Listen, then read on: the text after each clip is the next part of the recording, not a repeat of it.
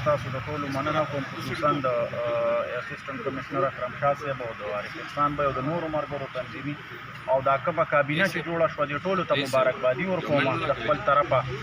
او امید ساتم چې انشاءالله دا کابینه کې چې کم کسان راغلل دا مخلص کسان دي او دا کم عزم یې چې راوړی دی نو انشاءالله دا به خپل پای تکمیل ته رسوي. زموږ د تعاون خبره ده انشاءالله السولیتي ویلفیر ارګنایزیشن په ټول خیبر پښتونخوا کې تر دې دمه 11 برانچونه 11 برانچونه چلی، خو موږ به ټریټمنټ کوو، علاج به هم کوو د مریضانو، خو یو طرف ته چې کوم دی د منشیات کلیام مطلب دا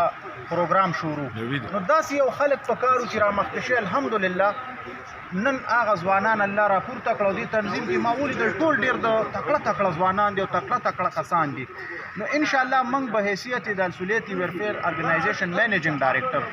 څه قسمه تعاوني څه قسمه منډه انشاءالله هغه به موږ دوی سره شپه ورځ وکړو، او دا لعنت چې کوم دی دا به د علاقو نه ختمو، ځکه چې دا لعنت دا زما مسله نه ده، دا ستا مسله دا د ټولو علاقو مسله ده. او تاسو به روزانه په میډیایي نه چې ښایسته ښایسته غلالي ماشومان زموږ نه د دې لعنت د لاس امري باقاعده څوک راځي خلک وجني، څوک په خپل امري، نو اخر د دې به کم انجام وځي. نو راځئ چې په شریکه ټول خلک راپورته شو، او زه دې ټولو خلکو ته یم دا څومره خلک چې زما غږ اوري که سیاسي ورکران دي او په نور د علاقې کوم خلک دي او سرکاري عهدیدار دي، پولیس ته، نور لا انفورسمنټ ایجنسیز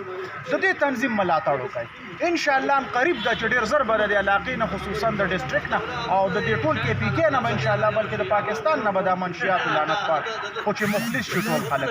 نو یو ځل په اخره کې بیا ستاسو یو جهان مننه د میډیا والا فیصل رحمان صاحب، آفتاب صاحب، نور زاهد چشتي صاحب، نور ملګرو او د دې تنظیم ملګري AC صاحب ډېر زه شکریا ادا کوم چې موږ له هم راکړو دا یو اهم